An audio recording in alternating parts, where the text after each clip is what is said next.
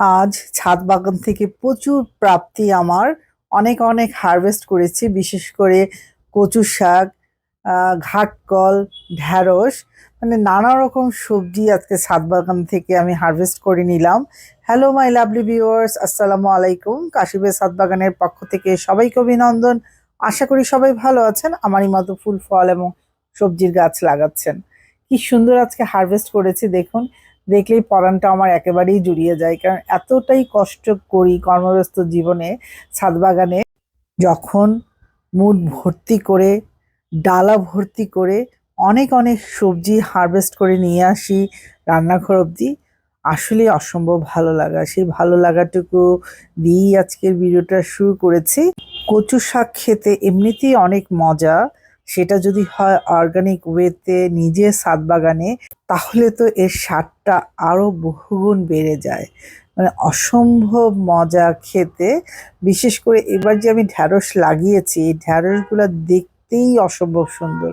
মানে একেবারেই মানে কোনো স্পট নাই, কোনো মানে রঙের কোনো তারতম্য নাই, একেবারে সবুজ লম্বা লম্বা এবং এত কচি কচি।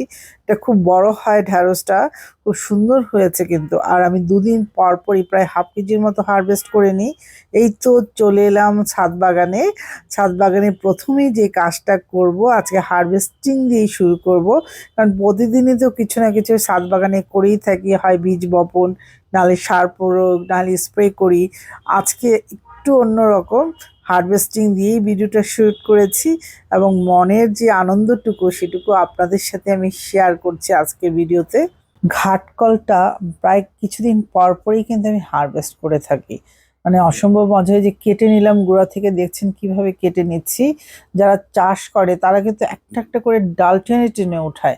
সেটা যাই হোক, আমি এইভাবে কেটে নিয়ে এই গোড়া থেকে আবার নতুন করে কুশি বের হবে, কিছুদিনের মধ্যে আবার এই আমার কন্টেনারটা ভরে যাবে এই ঘাটকলে। যাই হোক, পুরো ঘাটকলগুলো আমি হারভেস্ট করে নিলাম। পরবর্তী ধাপে যেটা করছি সেটা হলো কচু শাক। কচু শাকগুলো হারভেস্ট করে নিব। প্রচুর কচু শাক হয়েছে, সব একসাথে হারভেস্ট করব না, অর্ধেক আজকে করব, আবার দুদিন পরে আর কিছু করে নিব। মানে সাইড থেকে কচুর ডগাগুলো একটা একটা করে সব কেটে নিচ্ছি, কারণ এগুলো এমনিতেই দুদিন পরে নষ্ট হয়ে যায়, শুকিয়ে যায়। যে কোনো কচু চাষের উপযুক্ত সময় হচ্ছে এই বর্ষাকাল, এপ্রিল থেকে শুরু করে আগস্ট পর্যন্ত। কারণ সেপ্টেম্বরের থেকেই এই কচু শাকগুলো আস্তে আস্তে মরতে থাকে, মানে শীতকালে একেবারে ডরমেন্ট অবস্থায় চলে যায় কচু শাকগুলো। যদি এত সুন্দর সুন্দর কচু শাকগুলো আপনার ছাদ বাগানে পেতে চান, তাহলে অবশ্যই এই সিজনটাকে মাথায় রেখে চাষ করতে হবে। এই তো আগস্ট পর্যন্ত, তারপরে তো শীতের সবজি লাগানো শুরু। কচু শাকগুলো ডরমেন্ট অবস্থায় থাকবে এবং এই যে কচু শাকের গোড়াটা, এটা কিন্তু প্রিজার্ভ করা যায়। শীতের শেষে যখন এই যে কচুর গোড়াগুলা নিয়ে আবার নতুন করে মাটিতে আপনারা লাগাবেন, এই গোড়া থেকেই কিন্তু নতুন করে আবার কষি বের হবে, আবার ডালপালা ছড়াবে। এর মানে কচু আবার নতুন করে জন্ম নেবে। কচু কিন্তু সহজে মরে না, মানে একেবারে শেষ হয়ে যায় না ছাদ বাগান থেকে। একবার যদি আপনার বাগানে কচু শাকের চাষ করেন, এটা থেকেই সারা বছরকে বছর আপনি কচু চাষ করতে পারবেন। এই সুবিধা কিন্তু পাওয়া যায়। সেই জন্য বলছি, খেতেও যেমন মজা, সহজেই চাষ করা যায়।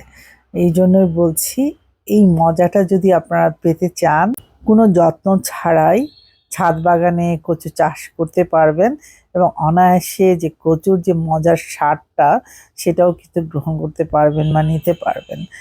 যাই হোক, অনেক কচু আমি কিন্তু হারভেস্ট করে নিলাম। এটা হচ্ছে বাগানের এক অংশে আমার কচু গাছ, এবং কচু গাছগুলো কিন্তু চাষ করার জন্য কোনো রোদের প্রয়োজন হয় না, অতিরিক্ত সারের প্রয়োজন হয় না। শুধুমাত্র নিয়ম করে একটু পানি দিতে হবে, মাঝে মাঝে একটু খোলের পানি।